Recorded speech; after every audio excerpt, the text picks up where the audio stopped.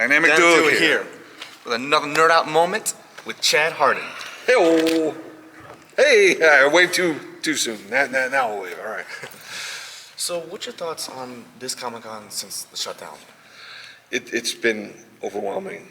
I mean, normally, like my commission list, it'll be open, Thursday, Friday, Saturday. I think my commission list filled up in 30 minutes. And we had to shut it. And normally I'll do like headshots the whole show. We had to shut it down completely. I'm going to be up all night tonight just trying to get it done. So it's been amazing. Amazing Comic-Con was amazing. So it took me a second to catch up. Right. I know. How many cliches can I shove in one sentence? Let me see if we can break the record. But no, I grew up here, and like all my friends are showing up, and people I haven't seen. You even worked at a comic store. I remember you told us. Yes, collector's choice, baby. Collector's choice. So funny how I got a job there. So originally, I did construction with my family. They own, like I said, Hardin & Sons, and it was good, honest work, but it was hard. Like I remember coming home, and my dad built our house like a horseshoe, because we'd have to go to the back porch and strip down and hose off before my mom would let us in, because we were just covered in like an inch of that silt, that fine Vegas silt sand. It's half dust. My mom was like, "No, you ain't coming in." So my dad built a house so we could spray ourselves off before. And so it was just grinding hard work. And I remember there was a video store that opened up like a block away. And I went in there after working the construction job. So I came in and I was like all sweaty and covered in dirt. I looked like a mud man. And the guy was like, "Nope."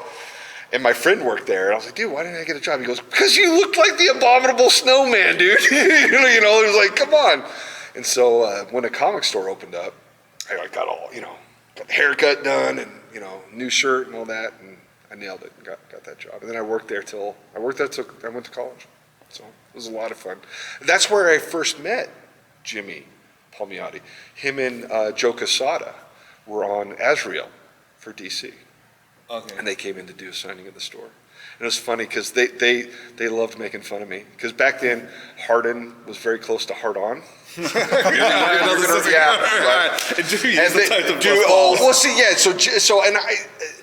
not from New York. I was raised in a very Vegas is a small country town. That's what people don't understand because they think of the Strip. It's right, number one tourist attraction.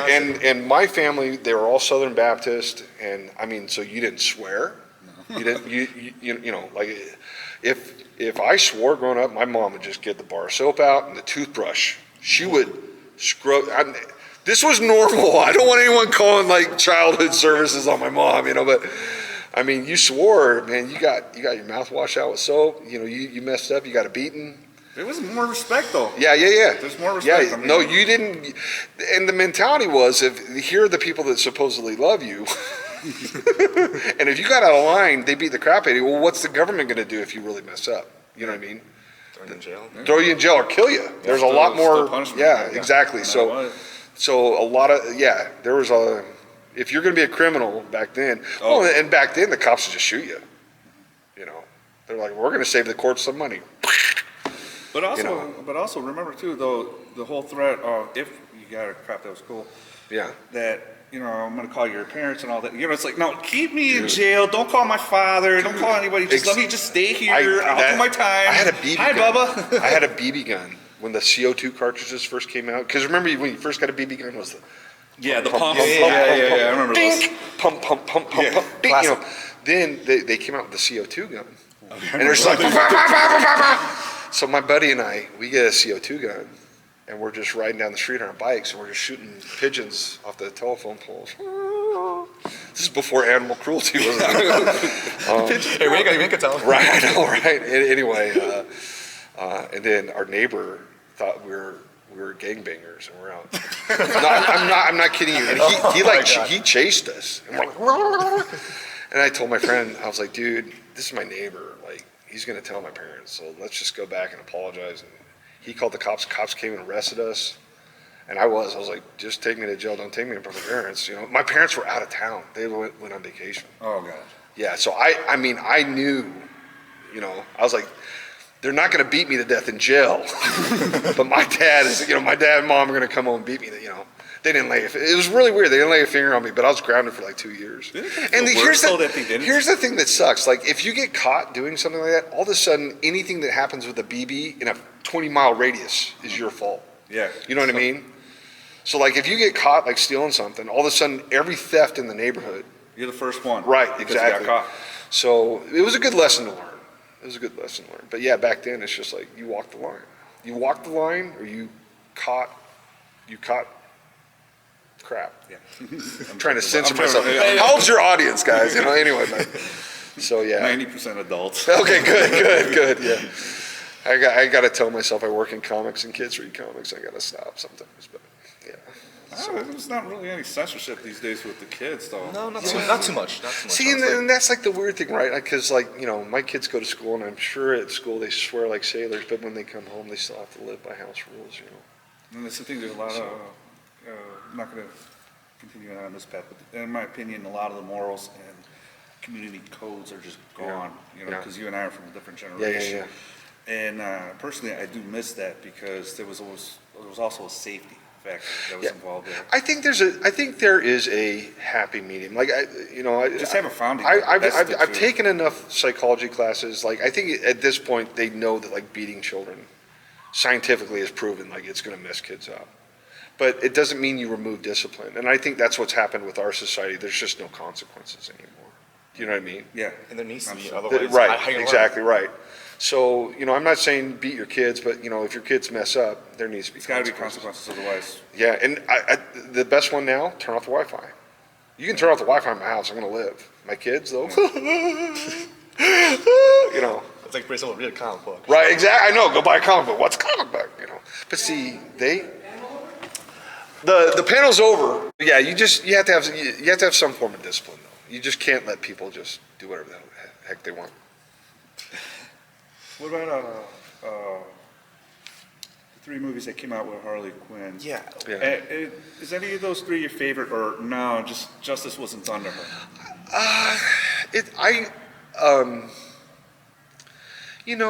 Like I said, man, comic book movies were so bad when I was a kid, dude. Like Dolph Lundgren, Punisher, and I had a good time watching. Yeah, like I think people's expectations are just really high. Like I loved like Conan the Barbarian. I loved RoboCop. When people watch it today, like, man, this movie, like, dude, that movie was, dude, I love some of the Roger Corman films. I mean, I think people forget you're supposed to go out to the movies and just have a good time. Yeah. Yes. You know what I mean? Oh God, I've said that. You know what I mean? Like times. you're not supposed to go there and be like, I want to be Roger Ebert. I mean, people just like to sort of gripe. It's like enjoy a movie. Yeah, man. Like you're not at work. Like my dad had an expression. A bad day fishing beats a good day working, right? And I think people like it's so like you can watch movies now on your phone. It used to be movies was an event, Yeah. Like you were lucky if you got to see one movie a month. I mean, it's weird. Like how some people will not even go to movies now. Yeah. Like movie theater. Right. They'll just I watch it at won't. home. I won't though. Oh. Because what happens? Like you go to the movie theater and you got someone kicking your chair. Oh my God. Or someone's talking. That's I've always got to sit in the back, and I try to pick dead hours personally. So yeah, man. Like if I can just be at home with my, and not pay like $50 for, and sometimes I'll still go to the movie. So in Utah, all the Mormons are in church Sunday morning. So you go to the movies Sunday morning, you got the whole theater yourself. You know what I mean? Yeah. It's dope. I'm serious. Like nobody's there. Nobody's there. No families are there. No kids are there. So you can enjoy it. And then there's other places like in Texas. They have like the Alamo. They have like an Alamo theater where like you can get drinks, you can get food, and they have a policy where they're supposed to throw kids out. But see, I went and watched Deadpool 2. Someone brought their 4-year-old to Deadpool 2. This kid's screaming bloody murder, and I'm like going, what the? It's Deadpool. I mean, I've taken him small age to many movies that are considered inappropriate. It's like, look, he knows. New scenes, do this. Yeah. But I raised him. My mom would be like, automatically. You're doing this. Yeah. Personally, because I raised him in a boxing gym and a maid gym, so the violence part, I was like, Yeah. Yeah. The boy must become a man, right? Yeah. That was He got pounded on my the head. uncle was in the military, and he took me to see Rambo: First Blood when I was like 4. Oh my God, dude. that's awesome. Right? Commando. Yeah, exactly. Right? Oh my God. Yeah, exactly, dude. No, but he was so cool. Like, we get done with the movie theater, and he'd take us to the Army surplus store and buy us like survival knives. We all had survival knives. And then he'd make us little 45s out of wood. He had a wood shop in his garage. Yeah. And he restored cars and stuff like that. So he made us like they called them M16s back then, but like a AR-15, out of wood. And we just go run out in the desert. Play guns Yeah, and stuff it like was that. Oh my just a different time, man. And see, kids do that nowadays, they'll get shot. It's like really frowned upon, though. Yeah. Play with toy guns and all that. Yeah. Like I said, I raised him old school, so. Yeah. It's like Yeah. a toy gun is a toy gun. Yeah. But a real gun, that's not a toy. Well, these they looked real. Like they looked like M16s. They didn't have like a pink cap on them, or they weren't fluorescent green. We were trying to look, and I look at the pictures, we look so ridiculous. Like, I think I had like a Navy captain's hat on and like camo, because I thought the Navy cap, you're a kid, the Navy captain hat looked cool, anyway. So then you were a G.I. Joe fan, though? growing Oh, up too, as dude, well. I was into everything. Who's G.I. your Joe, G.I. Joe? Yeah. Snake Eyes and Storm Shadow, hands down. I love the ninjas. Hands down. Oh, my God. And then maybe like Scarlet, and then actually really dug a lot of the Cobra figures, like the Crimson Commandos. Those guys were badass, dude. And I loved the Cobra A-10, the Cobra jet. Yeah. Because I grew up in Vegas, Nellis, the A-10s, like everyone was like, dude, the A-10. Well, how old is that jet? And it's still in service because it's like the ultimate ground support vehicle. So like I think I had more Cobra than I actually had G.I. Joe. Because I It's a cooler vehicle. You're right. They Right? really They did. Honestly, Yeah. back in the day, the toys were better, honestly, I'd say. Yeah. They had, like people put more of the heart into the toys Yeah, back yeah, in the yeah. day. These Yeah. days, they're just not out there. Everything. So what happened? Back then, everything was like a lot more fractured. And one of the things people don't understand about corporations, they're really cowards. They don't want to do. All they want to do is get your money. That's it. They don't want to put heart and soul into things. They don't want to do anything that's dangerous or could get them canceled or whatever. They're just giant cowards, And so everything is just homogenized and boring and dumb, and it's a shame. Take away a lot. Yeah, they do. Now, since you're an artist, and of course, Harley Quinn's great, but your opinion of the new generation, do you think maybe the imagination is lost because of technology being so advanced that there's no way to force the younger generation to think more, to get more creative? No. Due to the fact it seems like punch a few things up and play a little here, and then there you go, you got a great image, which don't get me wrong, it does look good, but I think just the last little bit of the old school that was still worth holding on to, I think it's just gone of that imagination. With technology, every door that technology shuts, it opens 1,000 more. So dude, my kids don't do anything but read webtoons all day long. They just, and they'll read comics from morning till night. And there's kids out there producing content for webtoons who aren't getting paid jack crap, but they're going out there and they're making these books, and some of them are kids. I had a student who went viral when I was teaching them, and she graduated, and that's what she's like fully featured on webtoons, and that's her living. Wow. And the readership, like I'm happy if somebody buys 50,000 issues. Like right now I'm doing Death Watch. If somebody bought 2,000 issues of Death Watch, I'd be like, yeah, you're my home, But you go on webtoons, we put Temerity, one of my creator owns, we put that on webtoons. We had millions of people reading it. So, and I had to stop doing it because I wasn't making money. Because I have to I have children to support. I got braces to pay for. I got college to pay for. This is no longer just a hobby for me. I've got to bring home the money. Right. So if it's not making money, it's not an option for me. But to this day, I'll do conventions. People are like, dude, where's the next Temerity? Where's it at? Because I have more Temerity fans than people buying Harley. I got a lot of people ask me where the next issue of Temerity is. And it kills me because like I would love to keep doing it, but if it doesn't pay the bills, it don't pay the bills.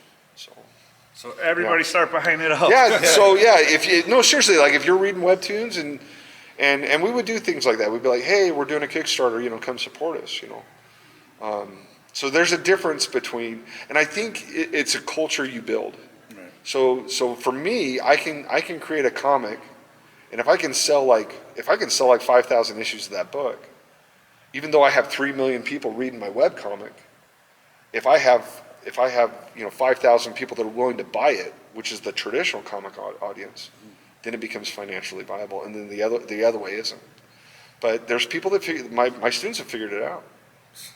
But that's like their native environment, though. Yeah. Do you know what I mean? Like for me to do that, I have to like relearn, and it gets harder to learn as you get older. Oh, and there's a lot of people that in America, it's like you get out of school and Americans are like, I'm done learning.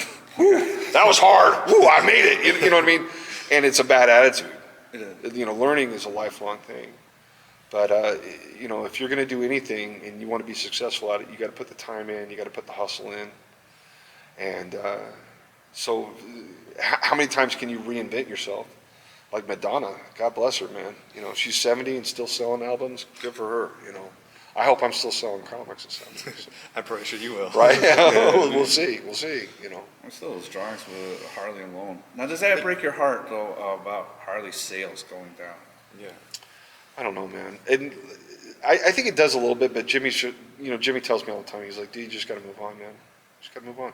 But, I mean, look at how many books Jimmy's worked on, dude.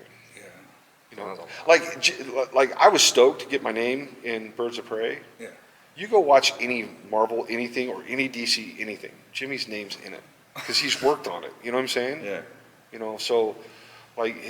So for him, it's just like, man, okay, hey, you had that time there. It was fun. We had a good time. On to the next thing. And so I really got to adopt that attitude. But I never thought I'd be successful, dude. I never, you know what I mean? I was so happy just to have a comic. Like when I first published a comic, I think my first comic sold 500 issues and I bought 300 of them. Because I was just giving them to all my friends and, you know what I mean? But I was stoked just to have a comic that was in my hands, like a physical book. What was your favorite series or issue of Harley to do? Dude, we had so much fun. Honestly, it's just like whatever issue's the new one, You know what I mean? Because what happens is like you'll do an issue and then you'll go back and look at it. Oh, dude, I didn't draw that with my hands right, or I didn't, or oh god, that panel, and you're just like and you're filled with regret. And then you're like, okay, I'm not gonna make that mistake again. And so you're constantly improving. So it's really hard to like go back to those first issues of Harley. I'm going, damn, I didn't, It's hard because very seldom do I feel like the artwork, holds its, I'm proud of it. Like I look at it and be like, man, I nailed it on that page. Like that's very rare because hopefully the more you do it, the better you get and you move on. You get better. And so your old stuff, you're like, don't show me that. What's your thoughts on Punchline? Whatever. It's sort of what pisses me. I feel like whoever created it, like they definitely knew what they were doing. Like for me, it feels like a little bit of a ripoff of Harley Quinn. Well, she's like the anti-Harley Quinn. You know what I mean? So it bugs me that when they created Punchline, the first thing she did was kill Harley. And they didn't kill Harley. They slit her throat and she lived because she stitched her throat together with guitar wire. Like I'm like, dude, you've never played a guitar. It's not a string. It's like a metal cord. You know what I mean? You can't tie it in a knot, dude. Like people that don't do their research, they're so lazy and it just bugs me. But it was I shouldn't say that, but do your research. Like if Harley's gonna stitch her neck together, she can't use guitar strings for do it with dental floss. I was about to say. You know what I'm saying? Like, do it as something you could actually do it, But like I said, you just gotta let it go. Like, okay, I had fun. We had a good time. It was a magical thing. And the person who looks at my stuff probably looks at it, this is lame. I'm gonna top that. You know what I mean? So everyone has their own mentality with it. You know what I mean? Everyone's gonna have their own perspective. And so anyone who's working on it, I wish them the best of luck. I hope they had as much fun working on it as I do. But it's hard not to feel ownership of it. Right. But then you got to remember, like, hey, I didn't create this. This isn't mine, it's DC's. And that's why I'm doing a lot of creator-owned stuff, because it does hurt when somebody just sort of takes your baby. But then you got to realize, like, well, that wasn't my baby. You know what I'm saying? That was somebody else's baby. You want to have your own baby? Go make your own baby. But you still raised it, though. Yeah. I mean, yeah. honestly, I was a part of their life. I was gonna say, I mean, Yeah. you, Jimmy, and Amanda just really created something there. Yeah. So. But even your parent, one day he's going to be on his own. Yeah. You know what I mean? He's not going to be your little boy anymore. He's going to grow and he's going to have his own family and cats in the cradle and the silver spoon. You know, and you got to. But maybe you get to be a grandpa, and now you enjoy being the grandpa. You know what I'm saying? So life just changes, it evolves. It doesn't stay the same, and you got to learn to just sort of accept the next thing, and do the next thing, find the next thing, and that's.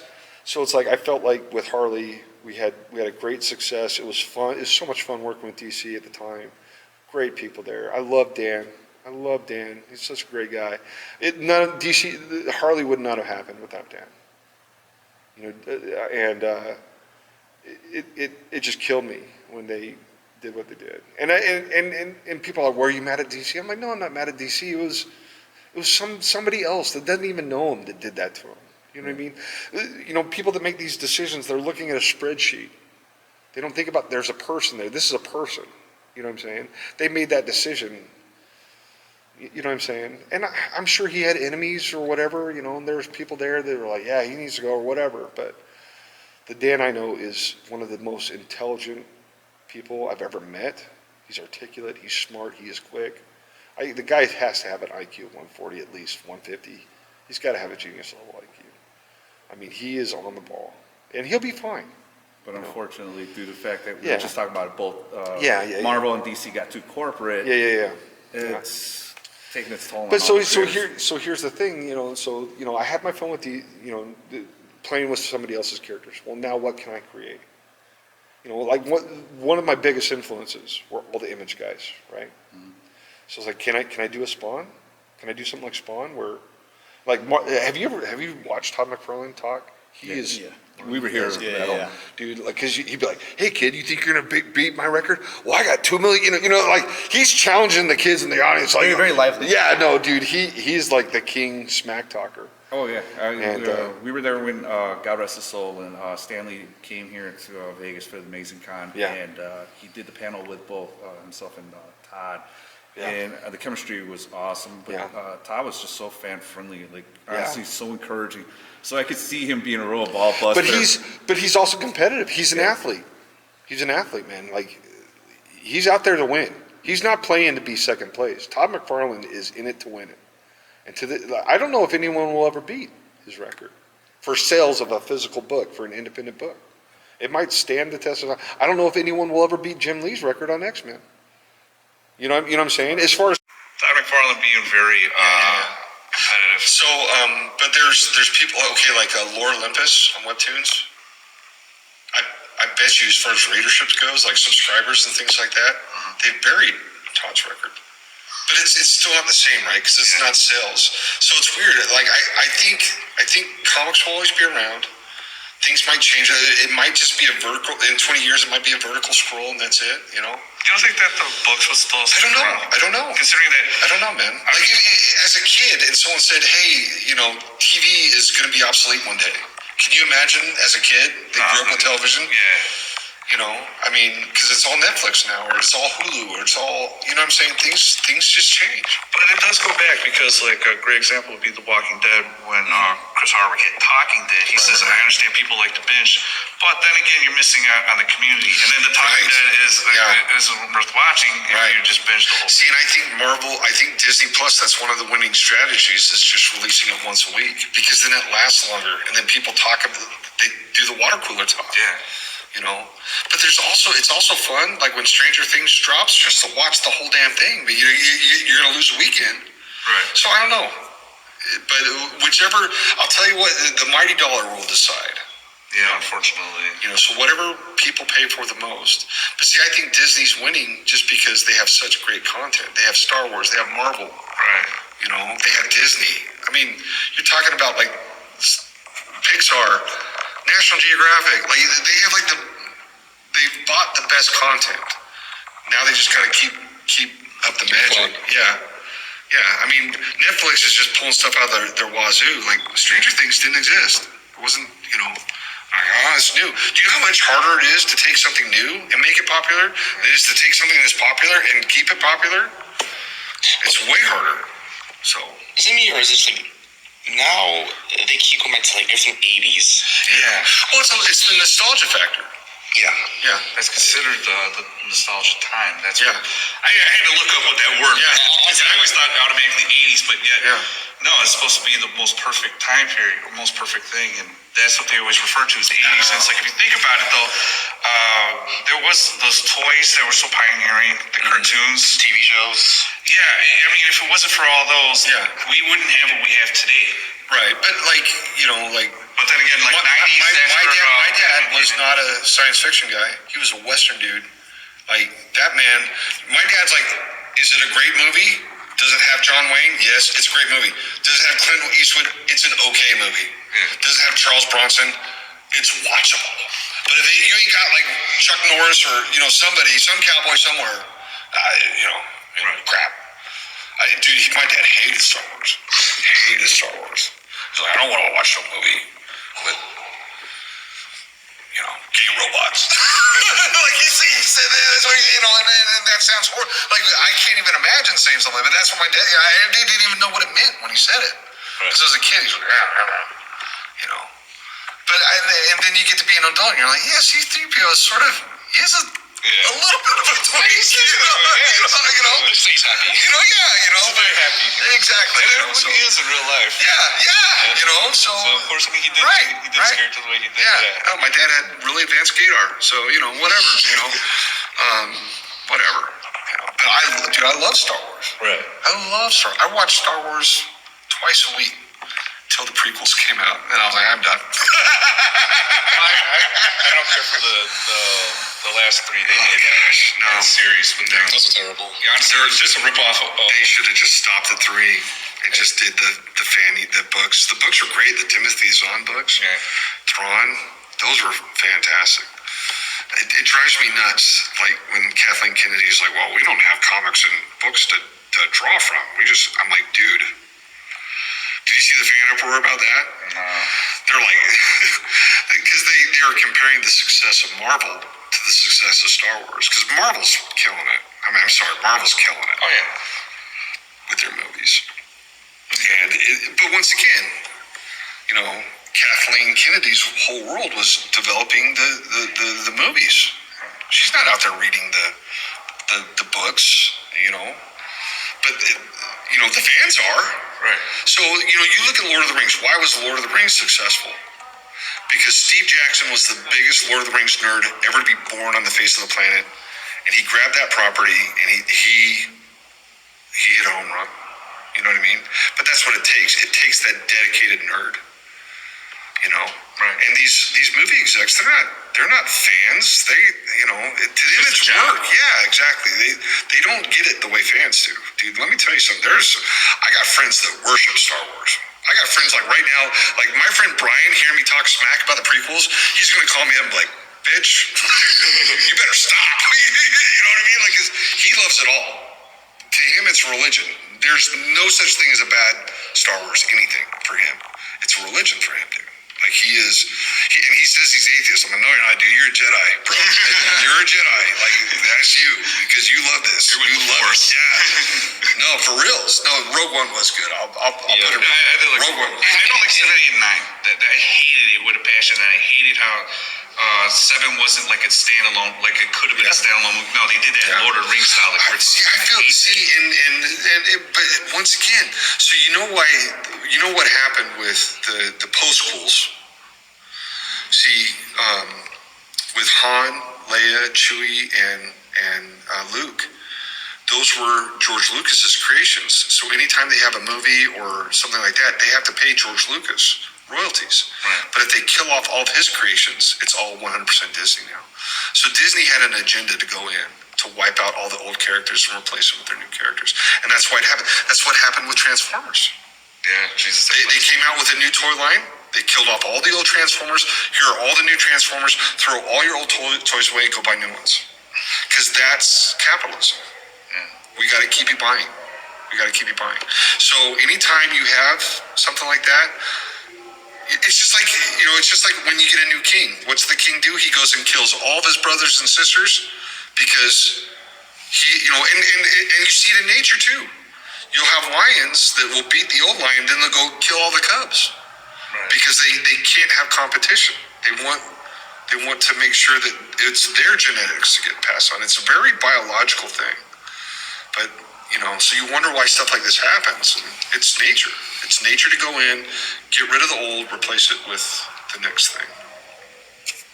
And if you're a fan and you love that stuff, you hate it. You're like, what the heck's happening? I was like bawling my eyes out as a kid watching Optimus Prime get killed. Yeah.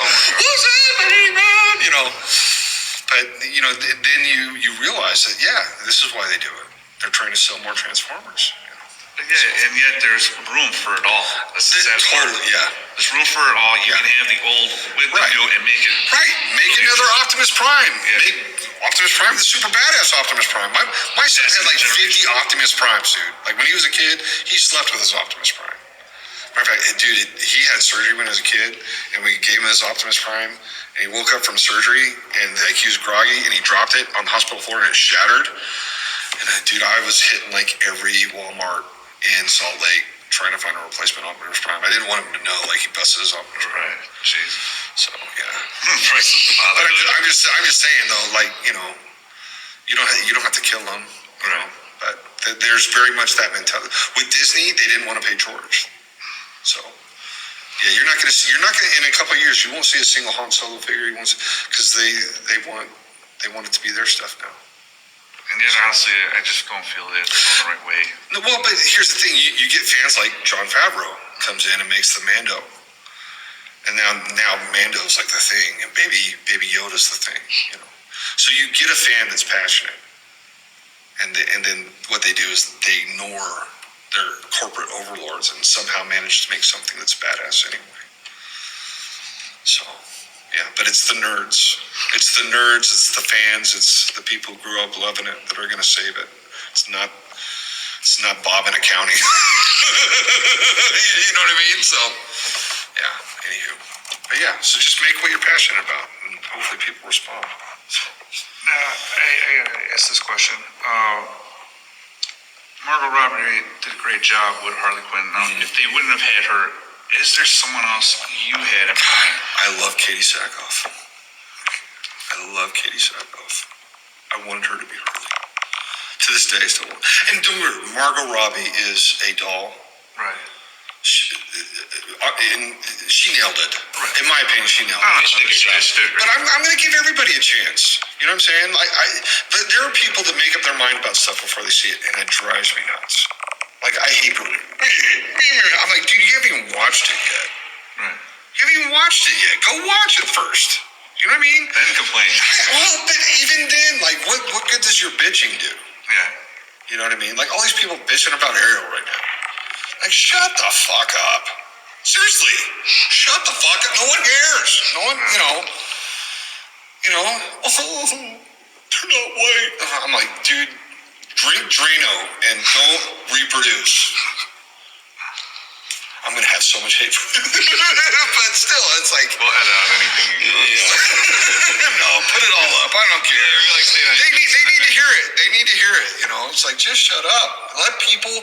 If you don't like... Here's the thing. You don't like it, don't buy it. Don't watch it. Don't buy it. Don't buy it. See, I think... This is my personal opinion. I think Disney does all this stuff. Because the more attention it gets, the more people are going to go see it.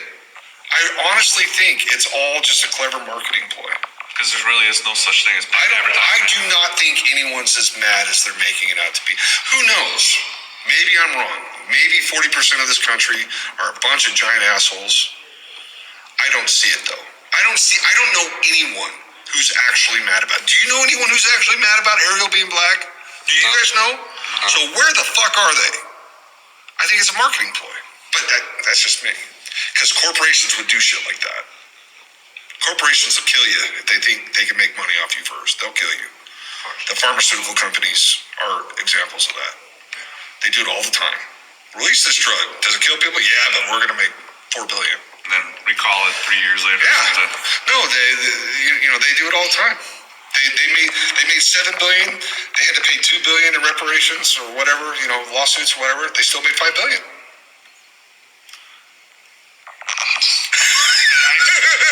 know, hanging around my head about $5 billion. I was like, man, seriously, that's a lot. Yeah. It's still not worth your salt. Yeah. Well, but people just need to understand, like, this is the world we live in. This is the world we live in. This is how things get done. We live in America. America's all about business. What was that movie with Brad Pitt, Killing Him Softly? Every American needs to go watch Killing Him Softly. With James Gandolfini? Yes. That's crazy gangster, yeah. I've never seen it before. You never seen? You need to go watch it. Oh, yeah. Because Brad Pitt's the last 5 minutes of that film, he nails it. He nails America perfectly. He does it so Brad Pitt It's style. all about business. It's just business. America's the mob. It's Right. bam, money. You know what I mean? That's what we do. Right. That's what we do. Like all these people that are upset about Russia invading Ukraine, where was that outrage when we're bombing the Middle East for 20 years? Right. Crickets. You know what I mean? What's the difference, man? Morally, what's the difference? Anyway, Yeah. I'm gonna get a lot of shit. But whatever, Chad Hardin canceled Amazing Las Vegas. My pick, God rest his soul, was Brittany Murphy for Harley Quinn. I always said she would have been a perfect one before they went live. Yeah. How would you have felt about Brittany Murphy, who? Remember Clueless? She was Okay. she was the one. Okay. She was like the little tag along to the girls. Yeah. Yeah. I mean, she's very. I'm sure there's a million people that would That have voice. Yeah. Honestly, to me, I think that sold it. Is that Tara voice. Strong. Tara Strong. Yes. What voice can she do? Like, Right? she's so. No, but people you gotta give people a chance. How do you know? How do you know what they're gonna do until they do it? Right. You know what I mean? How are you gonna know? All these people that hate. How do you know that it's bad? Give it a chance. It's like green eggs and ham. How do you know you don't like green eggs and ham? We need to read more Dr. Seuss, Eat some green eggs and ham. You might like it. Sam, I ever read Dr. Seuss to I know. kids anymore? Maybe that's the problem is nobody's reading kids' books. So I learned Dr. Seuss. Try it. You might like it. You know what I mean? How do you know? Like, I remember being a kid and my parents were like, eat some sushi. I'm like, I ain't eating no raw fish. You know what I mean? I was like, yeah, I love sushi now. Because I tried it. I liked it. It was totally a green eggs and ham thing. And people miss out. People are like, no, I'm just going to eat hamburgers all the time. I got a friend who eats nothing but Taco Bell. I love him to death, but he eats nothing but Taco Bell. Jesus, the I knockout. swear to God, like, yeah, dude, like, we'll go on road trips. Like, where do you want to eat Taco Bell? I'm like, God damn. It's like go to at least go to Del Taco. Well, yeah, right? Get some chili cheese fries in this Yeah, there you go. so yeah. But, God, and I love him though. But it's really weird watching people that are just terrified of, no, that's gross. I don't like it. Like, give it a chance. Give it a chance, dude. I've been all over the world. Food's delicious everywhere you go. Look. Foodie then. Dude, let me tell you something. India, you guys got the best food. Hands down. I gained 30 pounds in India. Oh, I was just curry, and dude, it's so good. Oh, they put butter in everything. They got butter and rice. Like the jalebi, I believe they call it. It's like a sugary kind of sweet. Oh, dude, I think marsala, like chicken tiki marsala.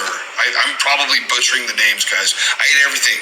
Anything people brought to me, I ate it, and it was all of it was fantastic, dude. And I come back to Utah, and there's maybe like 2 Indian restaurants, and there's like, It's not the same. It's not, dude. You're there, and people are like making you food with love, and you're just like, I was like, remember Charlotte's Web, Templeton? Just, the fair, he's just eating everything, shoving hot dogs down. So that was me in India. Just give it to me. Gained 30 pounds in like a week. I still blame pandemic weight. I know, right? Yeah. No, I'm working so hard trying to lose weight right now, dude. I'm like, both my parents are type 2. I'm like, okay, dude, you got to stop. Because I'm taking care of them now, I'm not taking care, but I'll go down and help them out. And, I make it sound like they're invalids. They're not invalids. No. You know what I mean? Even though they can function, everything like that, you're still checking on them because they are getting older. You go like I went to the Walgreens and bought my mom the testing strips. They're like $250. I'm like, what for paper? Fuck that! I'm like, what? It's a racket though. Yeah. It's a racket. Now they're charging. It used to be the insulin was what, $25? Now it's like $720. Jesus Christ. Welcome to capitalism. We're gonna make money off you being sick. So, and I'm not saying capitalism is bad because you look at communism, it ain't working either. But all I'm saying is we need to switch things up and learn how to. We're smart little monkeys. Let's figure this shit out. It's not impossible. Somebody else has figured it out. Right. The rest of the world has socialized medicine, and they're doing just fine. You know what I mean? So let private practices exist, and let people who want socialized medicine. Obama was great. He's like, hey, we're going to do both. You want private insurance? Go with your private insurance. You want government insurance? Give it a go. And people will bitch about both, but at least you have an option. You know what I'm saying? So competition's always a healthy thing. It's always healthy. Coke and Pepsi is a healthy thing. Mac and PC is a healthy thing. Samsung and iPhone is a healthy thing because you have one person always trying to outdo the other, and you get a good result. You get a monopoly in this bitch, it's bad news. Google, it's bad news. When you get a monopoly on everything, that's when the shit gets tyrannical. So Marvel and DC, let's do it. Image, whoever, let's do it. Because you get innovation, you get that, and it's good. Competition's good. Quick question. What's your thoughts on The Boys? The older I get, the more I realize that what makes Superman special is he has all these powers, and he chooses to be a nice dude. Because normally people that have all the power are giant dicks. So there's really nothing original to having like all this power and being an asshole, because that's human nature. So I think what makes Superman dope is the fact that he has these powers and he chooses to be a nice dude. That's the original thought. You know what I'm saying? So, and I watch The Boys. I have a good time watching The Boys. Yeah, it's a good show. But thank God, and you see it and I love Invincible. I love Ryan Otley. I haven't seen it yet. But it's the same story. What if Superman was a dick? That's not special. What's special is having a guy that can easily murder everyone on the planet, but yet he sees what's good in people and tries to inspire people. Which they've already touched on that in DC with Injustice. So. Yeah, right? DC actually probably did it first. You're right. They probably did it first. But once again, you have this one up. It's like people who think they're being edgy, writing it. I'm going to write bad Superman. Shit, we got these people running the fucking country. We don't need it in our comics. Yeah. Give me something that inspires, and I would much rather see something that goes along with the hero's journey, where you have like the young person that matures and does the right thing, and everyone benefits from it. I think we need more stories like that, and less stories about people being assholes. So, and then I'm sitting here drawing this comic book about vampires that are eating the shit out of everybody. So, do as I say, not as I do, right? But it's just to me, it's a played out trope, and it had its time, and right now it's popular on television, but I can take it or leave it. It's funny. Sometimes it was funny to watch like the Flash character run into the girl and then she just vaporizes. Sometimes it's funny to watch. It's like my mom don't think it's funny, but I think it's funny because I know because you think these are things you think about, right? Right. Like what would happen if the Flash accidentally ran over someone running at the speed of light? They would just vaporize, or even worse, they'd probably cause a black hole or something. You know what I mean? So, sometimes it's fun to think about, but it's not really that original or special. You know what I mean? It's making fun of something that it's always easy. Satire is so easy to do. It's always easier to be cynical than create something original. But what we said in the panel too, like all these superheroes, they're just the old Greek or gods or from other stuff. Just let's slap a new coat of paint on it and sell it again. From the old novels and the folklore and whatnot. Exactly. Now put into Let me tell you something. There's nothing new under the sun. Somebody's done it. We've been around long enough now. Somebody's done it. Teenage Mutant Ninja Turtles is probably the most original thing you're ever going to see. I remember going to the comic book store like, what the fuck is this? You know what I mean? And then I read it. I'm like, I'm in.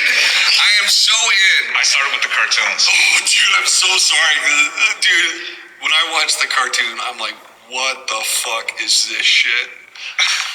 Because they're all like, dude, Cowabunga, let's eat a pizza. Dude, the comic, they kill Shredder issue 1, Yeah, and he dies ugly.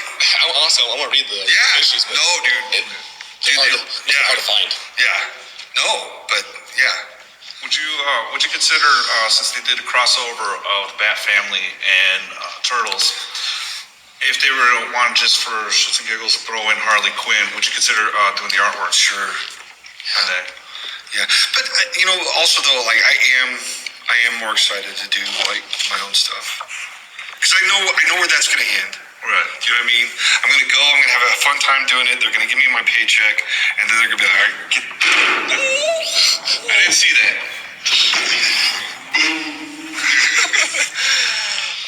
And then they're gonna show me the door. You know what I mean? So the new challenge, like you're always looking for like the next challenge. And so for me, like, can I do something that I create that's going to be around when I'm dead and gone? You know what I mean? Yeah.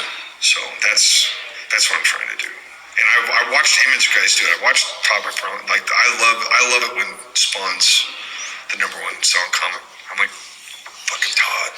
You know what I mean? That inspires me a lot more than like rehashing. You know. So we're gonna see. Let's see if Chad can do it. Everyone, woo, go Chad, go! You know, and they're gonna read it and be like, I've seen this shit before. Because you can't help it. Like my vampire comic, I'm trying to be original and stuff. And the more you read it, you'll see. But if you read just the first issue, people are like, oh, this is Castlevania. Oh, this is Vampire Hunter D. Oh, this is Hammer Horror. You know what I mean? Right. Because like I said, it's been done before. Oh, this is the Strain. I mean, think of how many vampire stories there are. Oh my god. You know what I mean?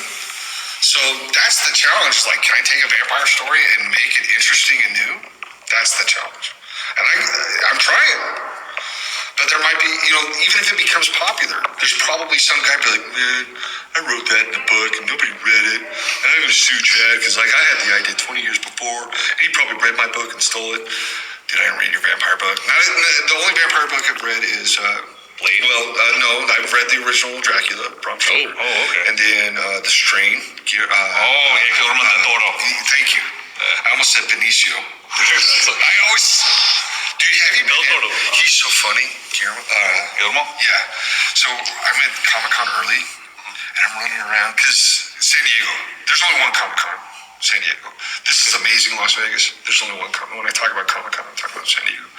But you get there, and you're not supposed to be on the floor before it opens. And I'm just like running around checking all the shit, because I have my Artist Alley pass. They let me in there early. And there's this other nerd, fat nerd, doing the same thing. And I run up to him, and he's like, man, this is the coolest shit ever. I'm like, holy shit, it's Guillermo del Toro, dude. He's doing the same thing I'm doing. He's such a nerd. I'm like, oh, dude, I love you, man. Dude, I was like, and this is like after like Pacific Rim and Hellboy, and I'm like going, this guy's like the king of nerds, and he's doing the same stupid shit I'm doing, just like going and checking out Comic-Con before everyone floods it, dude. So yeah. Anyway, how did we get on that tangent? But so I read his vampire books, The Strain. I read that, and I thought it was the show. Dude, I was in until they blew up until they nuked the planet, and I'm like, fuck. Because okay, and I love zombie movies. But like Walking Dead has gone on too long. It's 5 seasons too long. Yeah. And anyone who's still watching that is in therapy because you're just depressed. I am sick of the dystopian shit. I'm like, we need some positive fucking shit. Happy endings at some point. Right? Yeah. Yeah, we need some Star Wars, man. We need some stuff that, we need Top Gun Maverick. Thank you. Someone figured it out. But dude, let's have America kick ass one more time. Yeah, you know what I mean? And not that I'm like a crazy patriot or anything, but No. It was a great movie, man. Yeah. Go have a good time. Don't think too hard. Why do the Russians have an F-14? You know what I'm saying? Like, you can find flaws in it, or you can just watch it and have a good time. Right.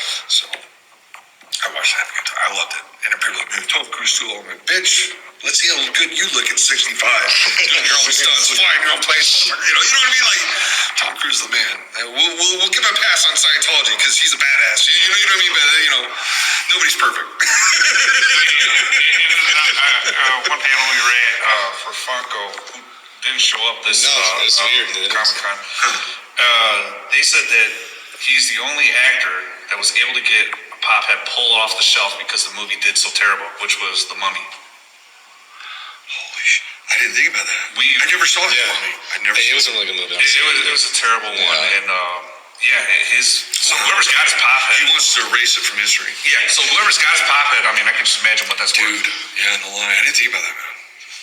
But it's like George Lucas, the holiday special, dude. Do you remember that shit? The holiday special? Oh my God. You gotta go watch that right now. When we're done with this interview, you guys go watch the holiday special.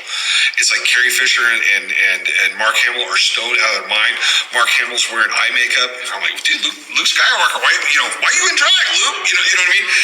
Chewbacca's watching porn. Oh my God. Dude, it is whack. They got B. Arthur in there. I'm like, how much heroin was this show made on? Dude, and George Lucas is doing his best to wipe it out of his. I don't know if he cares anymore now he's sold to Disney.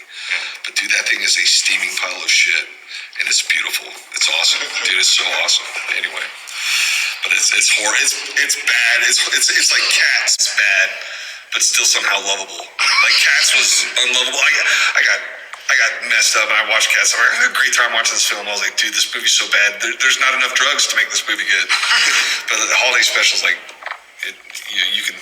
It's still watchable, but it's unwatchable. You guys need to see it. You need to see it. Then you'll be like, damn, Chad was right. That's messed up. I'm curious now. Yeah, you gotta go watch it right now. So anyway, yeah, you'll have a good time. So. All right, then, well, thank you very much, and, You can tell I came from the generation before the internet because I just talk. People are like, well, thank you, I can just see the internet outrage, like, let's cancel this dude, or whatever, I was like, I'm just a guy, you can't cancel me. I just turned Twitter. Keep on going. Why isn't my comic selling? I don't understand, you know what I mean? There's like this whole thing with Chad. Just trying to keep it real. So. All right, definitely. Appreciate everything. All right, guys. Thank you so much. Thank you. All right. Like assistant coach AJ always says, like and subscribe. Yeah, there you go. Like and subscribe. Catch you later.